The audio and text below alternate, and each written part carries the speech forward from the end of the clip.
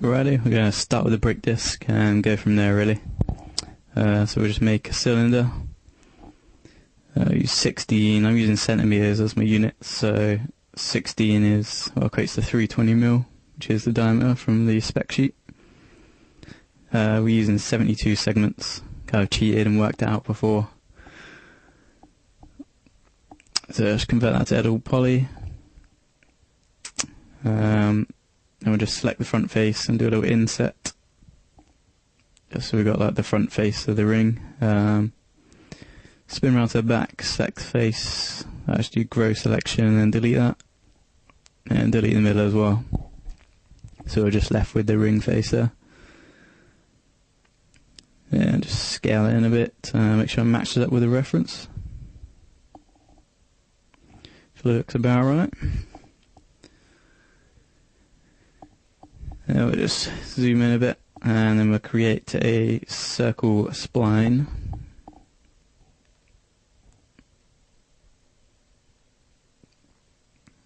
Just add a little segment in there first.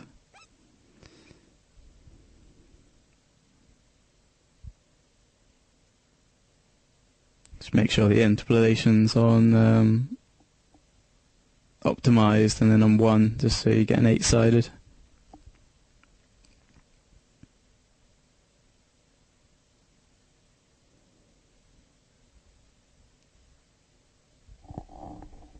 Yeah, that's the brake disc we're using. It looks cooler than the one on the bike originally. For any new artists, then I added in that extra segment where just selecting the edge, pressing ring, and then doing a connect. I've just got all these in hotkeys, so it makes it a bit quicker. So we'll just clone that and stick it down here.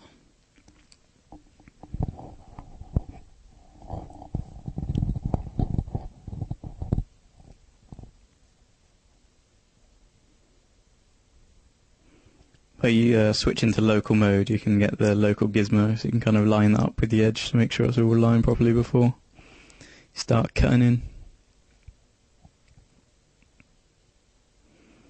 So the same again, we'll just do ring connect, and then we'll just scale it to where we want it. Basically with circular holes, you usually need 3 edges to work with, so like 1 above, 1 below, and then 1 going through the middle. So that kind of creates your cross through the middle.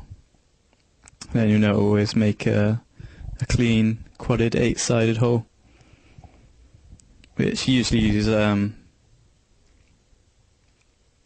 2 iterations of Turbo Smooth. So once you smooth that, an 8-sided will go to a 32-sided hole, which is perfectly smooth enough for what we need. So now just grab the cut tool. Control C I think it is, and then we just put snap on and then just snap around, essentially just tracing around our reference.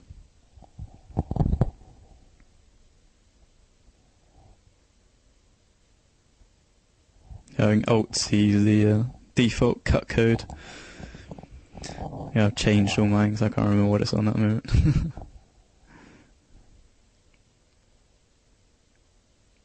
So I'll just do a little weld. Sometimes with the snap tool and the cut tool it can make some dodgy cuts now and again, so just make sure you do a little weld to make sure it's all welded.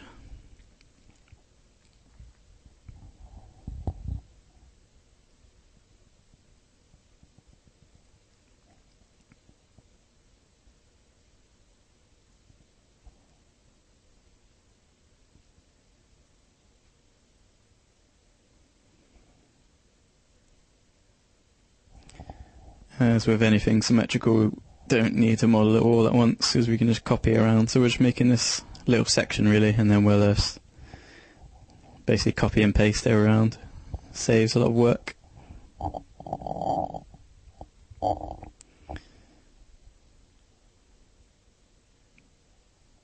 Basically checking the ref, they're not quite evenly spread out, so I'm just pushing them a bit closer to the middle. And just pushing these edges up with edge constraint on, just because it can cause a little bit of pinching if there's edges too close together. Because we are adding in the edge loops around these as well, so best just to push them up a little bit.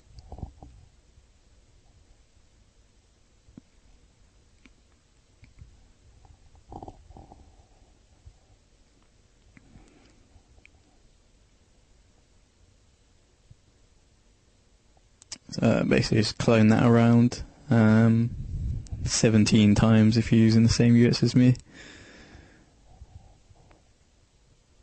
And because there's a little, there's like an extra edge, then we need to cut down and use 3 holes rather than the 2 we were initially working on. So just weld that together, and then we'll delete the end, so we're left with our 3. Then we're using this bit to clone round afterwards.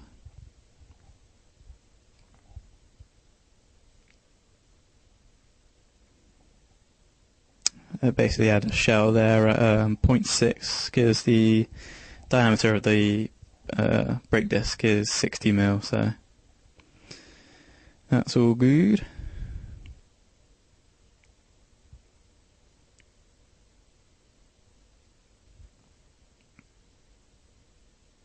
Basically aligning the pivot point to the middle so we can cut this in half and use a symmetry again to save ourselves a bit of work again. And we'll just select all these edges and connect, and that will connect right in the middle. So then we can just go ahead and delete this other half.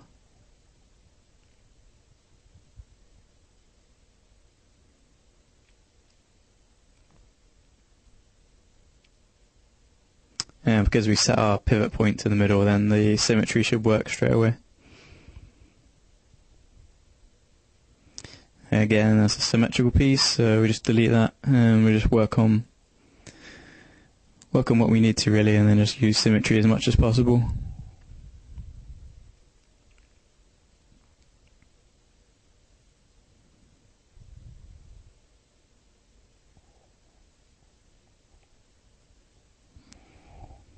You can see the 2 bottom holes are next to each other, which is not how the reference is, but basically just using these as a visual guide just to see like what the final product really looks like really, and then we'll make it properly like afterwards.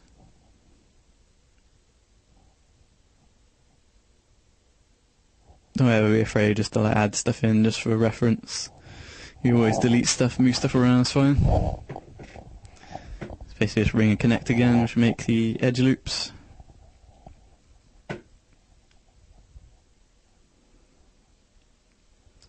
Same again on this piece. Basically just do ring connect there, and then with edge constraint on we can just scale it all the way in and then just push it out a bit, and that gives us our instant edge loop. Because this one's only half a circle, we can't do the scaling, so just cut that one in manually with the cut tool.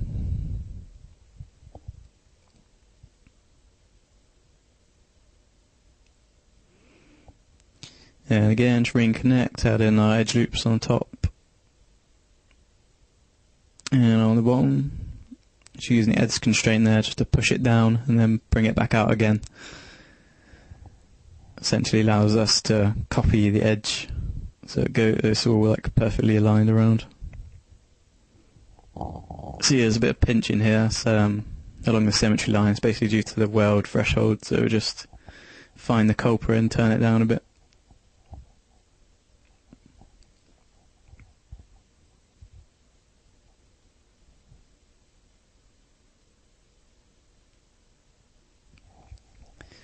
Basically adding in 2 edge loops here because there's a little ridge all around before the little bit that extrudes out. So we'll just add 2 there. So it allows us to keep a sharp edge as well as keeping that little ridge.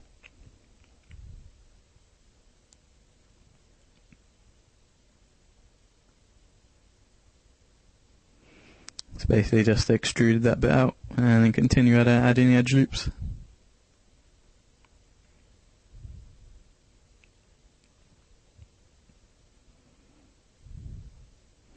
Again, when you always extrude, just make sure you delete all the end caps and whatnot, because it always creates like faces all around. So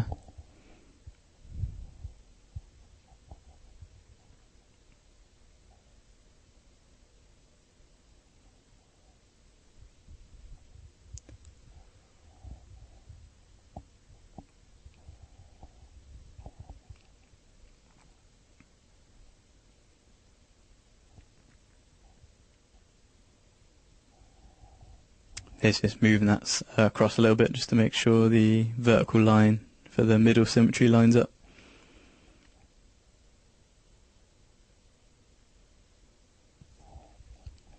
Basically just estimating how high that goes just from looking at our reference images previously.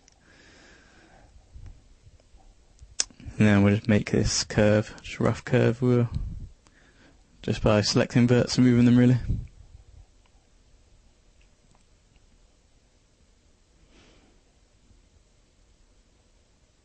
We're going to move this down really close, because basically it doesn't attach to this bottom ridge, but it goes really close, so we'll just put the edges far down as we can really without joining it to that vert.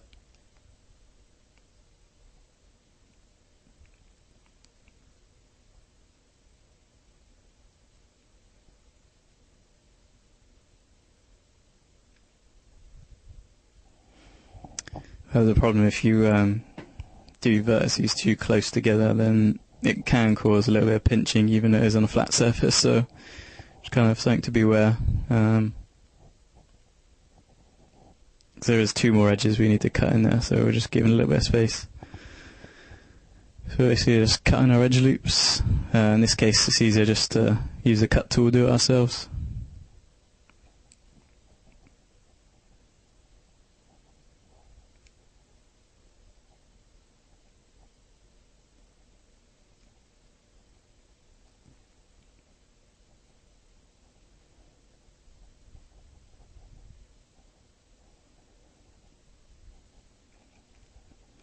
Yeah, we just target weld out.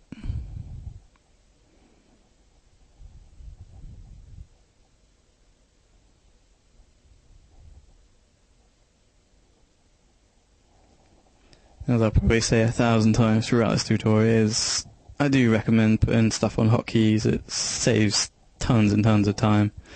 A lot easier. We'll just add in a few more cuts here.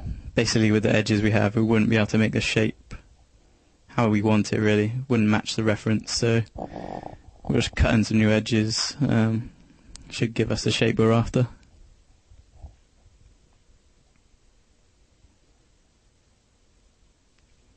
Yeah, we'll just delete some edges and so make sure it's all quadded up.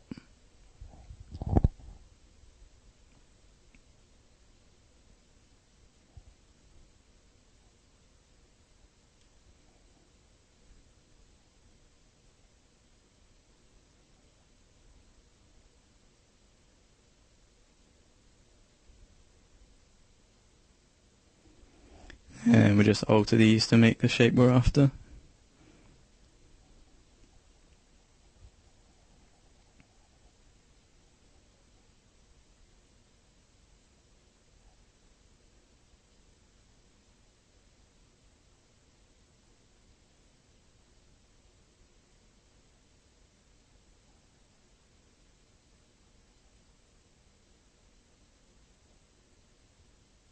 Just trying to make this curve as smooth as we can.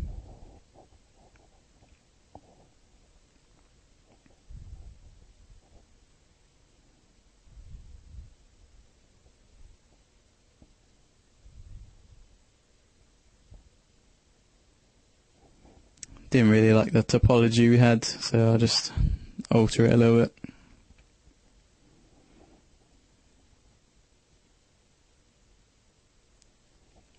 So basically it's adding 2 more cuts, and basically adds another quad. So we can still just quad it up like so.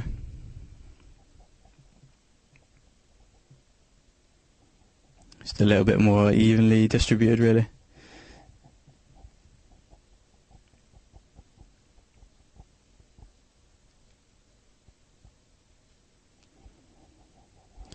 There's a little 5-sided polygon here. If we left it, it'd probably be fine, to be honest. The early stages of this tutorial, I was a bit more anal about it, but you can either quad up or leave it as so. It's up to you, really. Probably wouldn't notice that either way, so doesn't matter too much.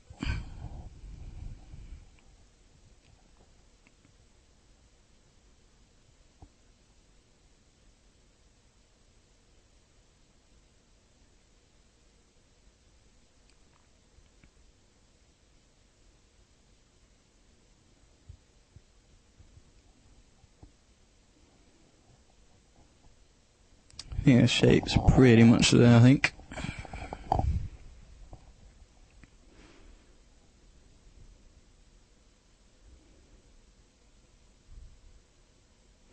Just even those out slightly and then add in our top edge loop.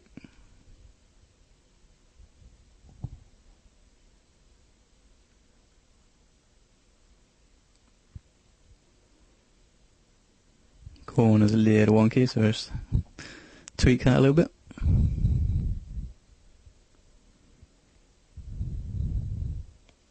Cool, looks good. Now that piece is done, pretty much just get rid of the symmetries, I think, and then we'll finish the shape off properly.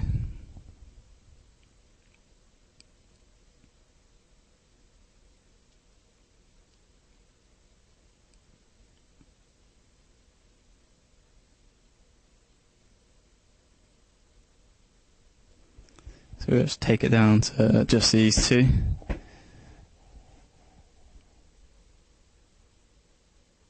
Just double checking what each one does, so we don't actually need that one. So just collapse that to poly.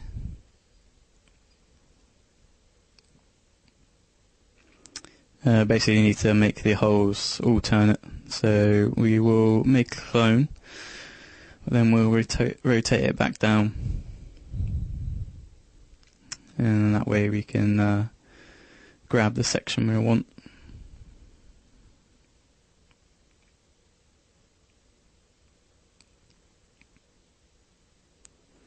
So basically just deleting all the middle faces just to be left with the outer shell, which we'll use in a second. And then now we'll grab all the front faces of this bit. Essentially just select in loop and convert to selection and then growing that. So basically do Control V there to make a new object in the same spot. And then when we click in it, our old selection's still active. So you can just do Control I, which will invert your selection, delete the rest that you don't want, and then you're left with the original selection as a new object, which I use quite a bit. It's quite handy. And we'll basically just rotate that around until we get it in the right place.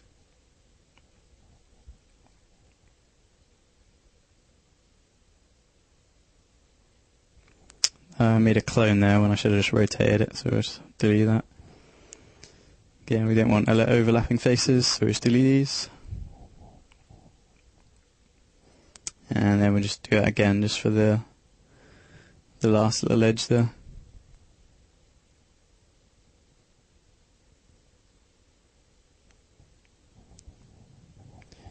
Now we have our completed piece that we can clone around, so actually tessellate properly what we're after. Because our verts are so close together, we need to take the weld threshold down quite a bit.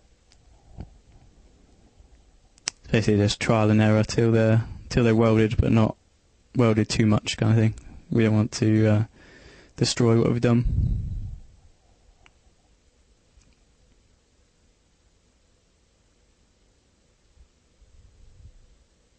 Basically just try and error till we get something welded, which looks about that. That'll be 0.05 for my particular model. I think yours shouldn't be too off if you're using centimeters and set up your reference images the same as me. Then we'll just add a 2 iterations turbo smooth.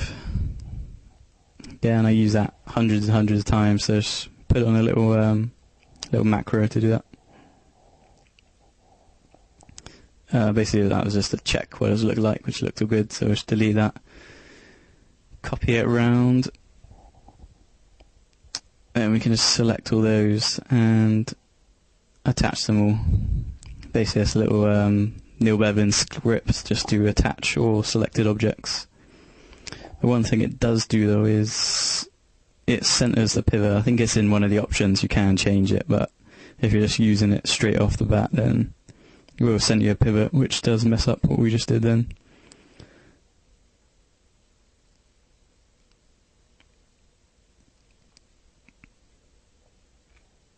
So I was thinking it looked a bit thin.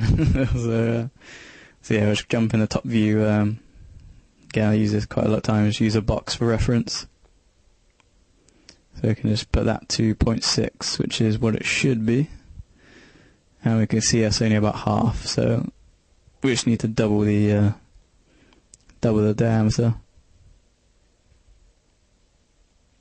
So let's go back to our original piece, effect pivot, and then we'll just do that to minimum on the z-axis. And now when we do our symmetry, it will be the correct width, as you can see.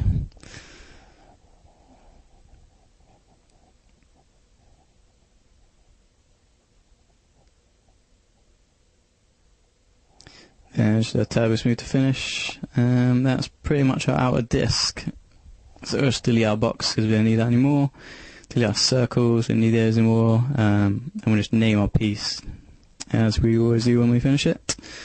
And that's pretty much it.